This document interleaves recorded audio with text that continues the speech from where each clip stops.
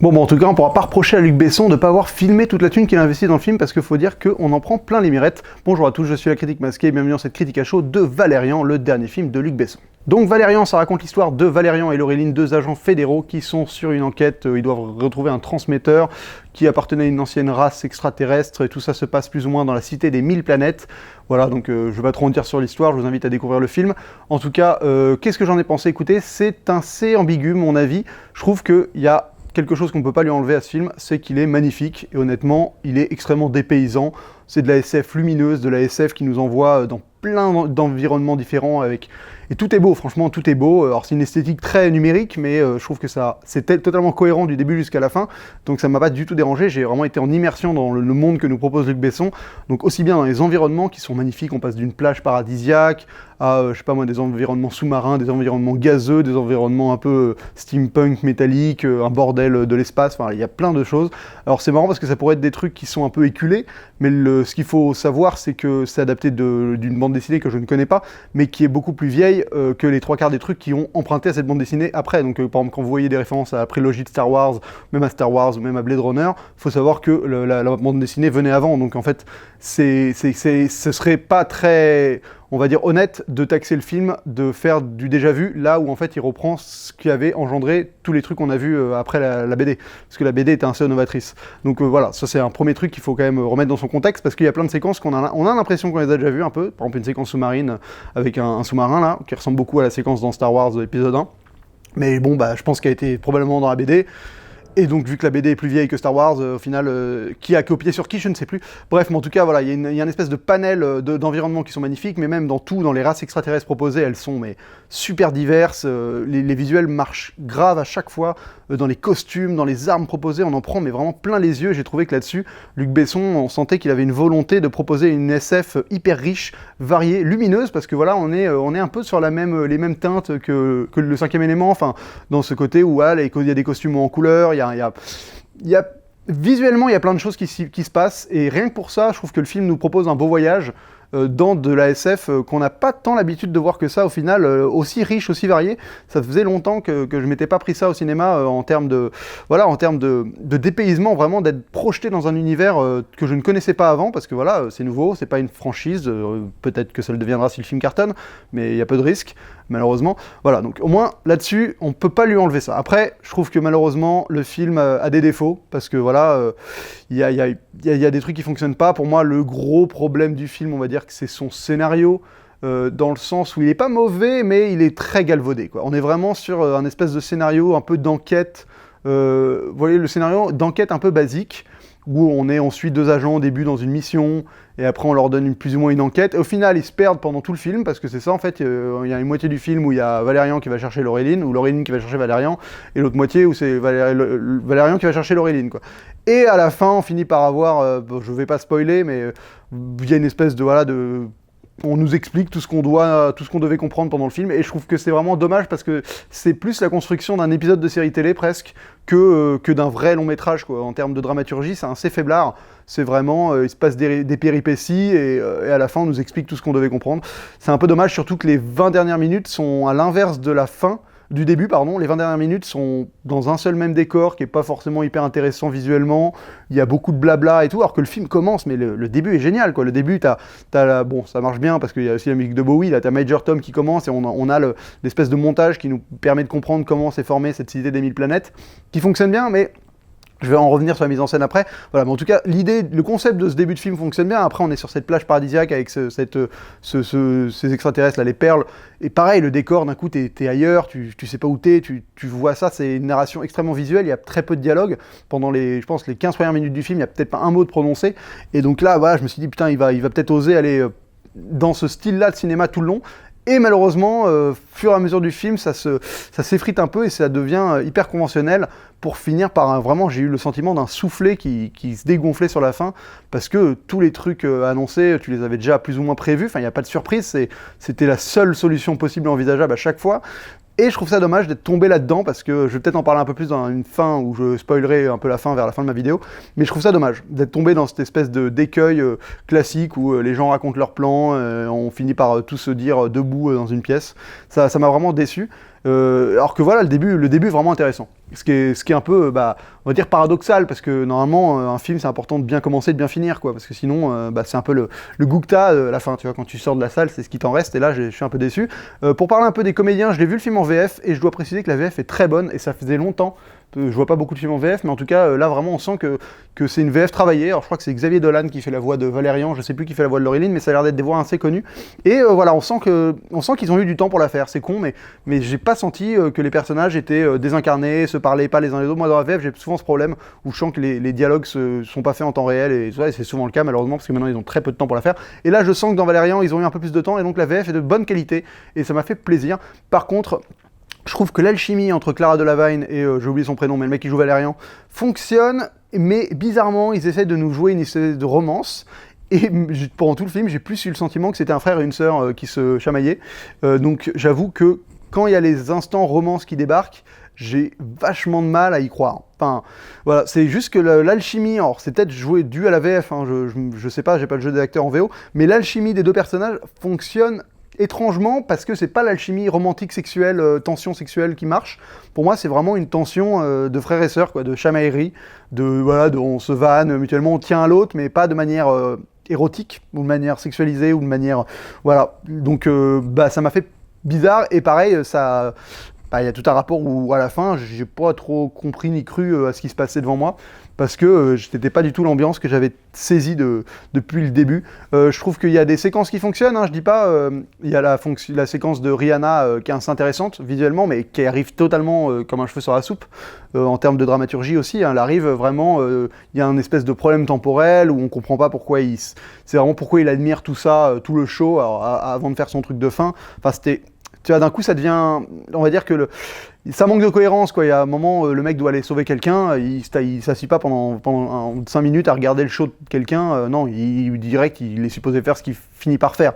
Voilà, mais bon, on sentait qu'ils avaient envie d'incruster cette scène-là dans le film, parce que c'est une scène visuellement intéressante, et il a eu raison, mais à la fois, au niveau de la cohérence, c'est pas toujours hyper évident. Alors maintenant, je vais rapidement parler de la mise en scène, et c'est peut-être le point qui m'a le plus déçu, en fait, c'est que je trouve que Besson, dans l'ensemble, sait bien fait des cadres magnifiques, et ça, dès le début, on le sent, voilà, avec ses caméras qui tournent autour des comédiens, c'est vraiment, voilà, il a une utilisation de la caméra qui est assez élégante, mais je trouve qu'au final, dans l'ensemble, ces scènes d'action et tout sont plan-plan, quoi.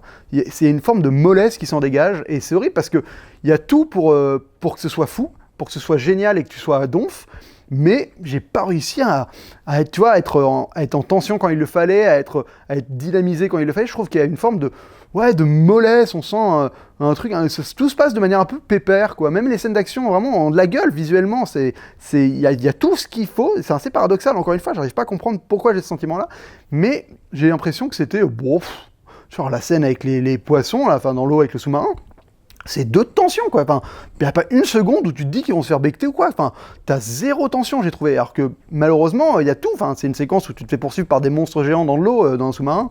Enfin, il y avait tout pour faire un truc qui claquait, où t'étais en tension, et pas du tout. Ça fonctionne pas, la scène où il poursuit le vaisseau extraterrestre dans la cité des 1000 planètes avant de se perdre, là. Pareil, c'est vraiment une course-poursuite dans des espèces de décharges spatiales, enfin, plein de conduits, machin, avec un vaisseau qui a...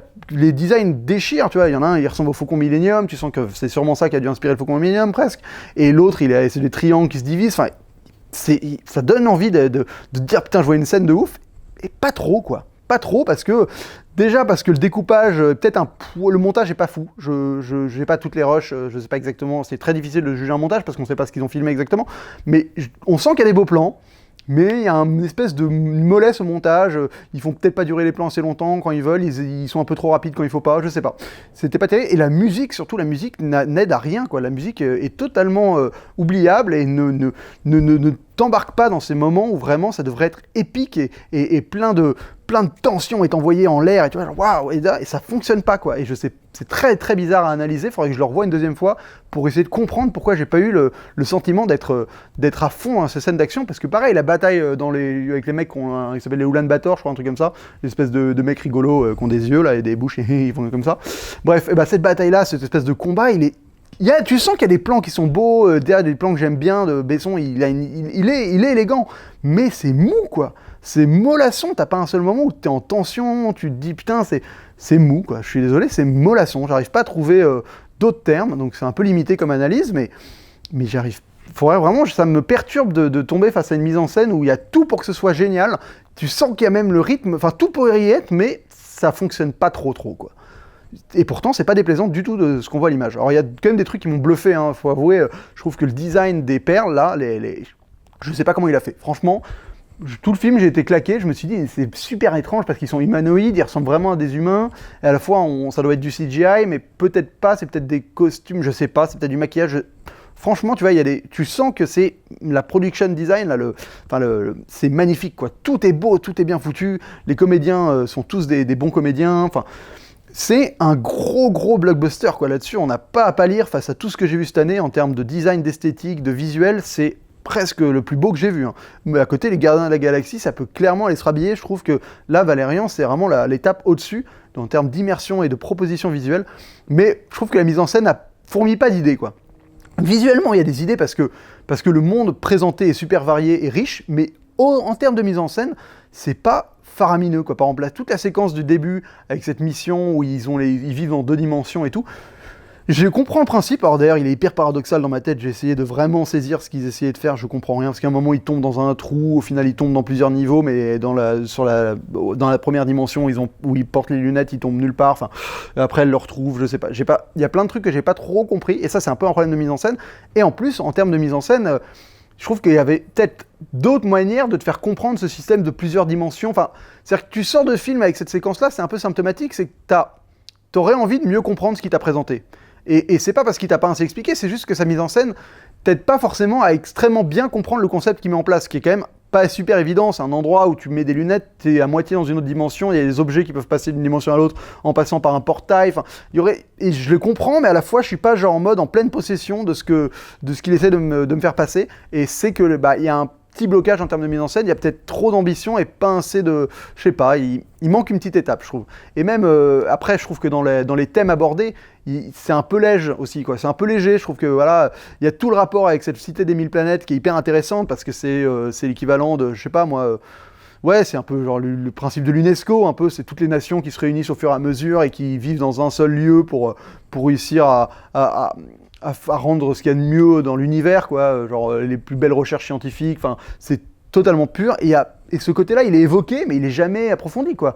Cette cité où il y a toutes les technologies, toutes les avancées humaines, pas humaines, internationales, même pas internationales, universelles qui s'y passent, bah, c'est survolé, quoi. Ce thème-là est survolé, alors que je pense que ça doit être au cœur de ce que ça supposait raconter avec cette cité-là, quoi, parce que voilà, j'avoue que les humains, on les comprend, mais à la fois ils sont là en paix dans cette cité, mais à la fois ils font une guerre contre une autre race qu'on voit à peine, on sait pas du tout ce que c'est. Enfin, ça débarque comme ça juste pour être un espèce de moteur à une catastrophe, à une motivation de l'action. Enfin, il y a plein de trucs comme ça qui sont un peu... j'aurais voulu en savoir plus, j'aurais voulu comprendre un peu mieux la hiérarchie de cet univers, la manière dont les humains fonctionnent, comment est l'humanité, comment est cette cité. Enfin, voilà, je trouve qu'il y a...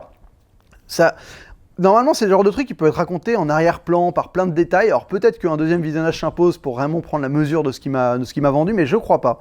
Je pense que c'est juste que il s'est concentré sur sa trame avec ses héros et qu'il en a un peu oublié tout ce qu'il aurait pu raconter en plus par du détail, par des petites bribes comme ça qui m'auraient permis de ressortir de la salle en pleine possession de cet univers et vraiment comblé, quoi. Et là, j'en ressors pas comblé, j'ai vécu un beau moment, c'était plaisant, mais j'en suis pas genre à l'extase de m'être embarqué partout. Visuellement, j'ai pris plein les mirettes, ça, franchement, faut vraiment être blasé pour sortir de ce film et se dire oh c'était nul, y a rien à voir, quoi.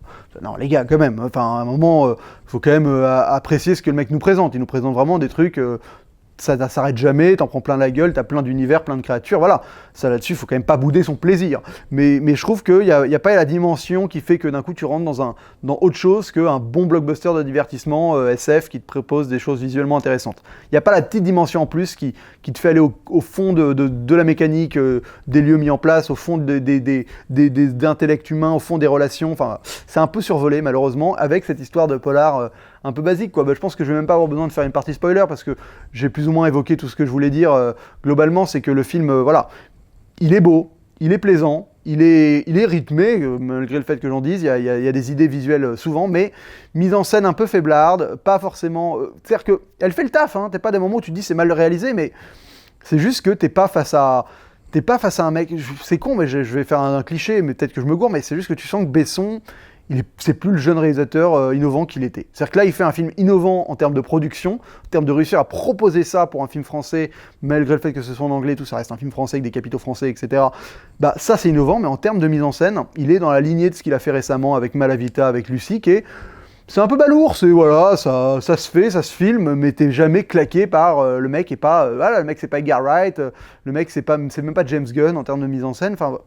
C'est pas, voilà, c'est pas du Guillermo del Toro, il est plus dans cette catégorie-là, c'est pas du Iñárritu, c'est pas du Alfonso Cuarón, il est ailleurs, il est devenu, il est rentré un peu dans le rang des réalisateurs qui font bien, mais qui transcendent pas leur médium, malgré le fait que visuellement, le film a les moyens de ses ambitions, et ça, quand même, c'est totalement louable. Avant de terminer, il faut quand même que je précise qu'il tombe dans le pathos à certains moments, et franchement, c'est peut-être la VF, mais là, il tombe dans du mauvais goût pour moi. Vraiment, une scène avec Rihanna, bah, enfin, je pense que vous saurez laquelle si vous avez vu le film, qui est horrible. Enfin, t'y crois pas une seconde, t'es pas du tout investi, c'est vraiment risible, c'est vraiment du pathos, quoi. Le pathos, c'est quand ça devient, c'est quand tu penses être dans le bon goût, faire un truc émotionnel, et que tu passes de l'autre côté du miroir, et qu'en fait tu fais un truc un peu ridicule.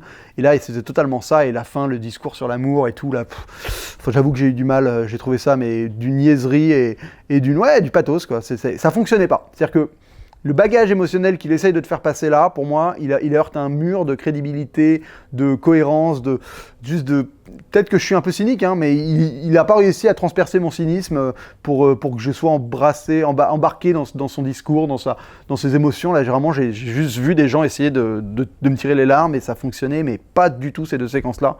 Et c'est les deux qui sont supposés être les plus... émotionnel du film, donc émotionnellement, faut avouer que le film se plante un peu là-dessus, mine de rien, voilà, c'est très très loin d'être une copie parfaite, malgré le fait que ce soit une copie fortement agréable, donc je vais quand même lui donner la note de 3 masques et demi sur 5, voilà, pour moi c'est au-dessus de la moyenne de ce qu'on voit actuellement, c'est plein de bonne volonté, c'est plein de bonnes choses, je pense que je vais pas me mêler de tous les embrouglios financiers de Besson, mais ce serait bien que ce film fonctionne partout dans le monde pour qu'on puisse en avoir d'autres, parce que mine de rien, ça fait plaisir, voilà, et c'est peut-être un poil trop calibré en fait, dommage, mais Besson il a toujours fait des choses bien écrites, enfin calibrées d'une certaine manière, donc c'est logique, il est dans son élément en termes de dramaturgie, voilà, il est... et on va dire, il réutilise des choses, peut-être du 5e élément et tout ça, et je trouve pas tant que ça, et en plus, comme je l'ai déjà dit, il adapte une œuvre qui est vieille qui est très vieille, qui a quelque chose des années 70, je pense, Valérian, donc c'est logique que tout ce qui a été après ait emprunté un Valérian, et que quand le film Valérian arrive, eh ben, on ait l'impression qu'on a déjà vu tout. C'est logique. Voilà, donc 3,5 masques sur 5, c'est quand même une belle expérience de cinéma à voir.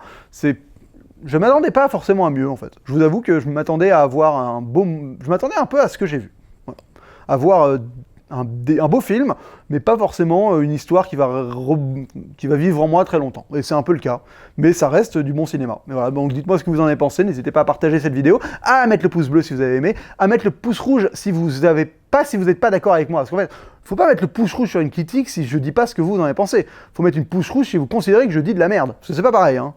Dire de la merde et pas dire et pas être d'accord avec vous sur la vie, c'est pas la même chose. Voilà.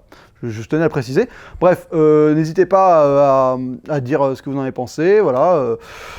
Quoi d'autre? À partager, à liker, à vous abonner si vous n'êtes pas abonné évidemment. Et on se retrouve très vite pour une prochaine vidéo. Et d'ici la prochaine, bonne toile!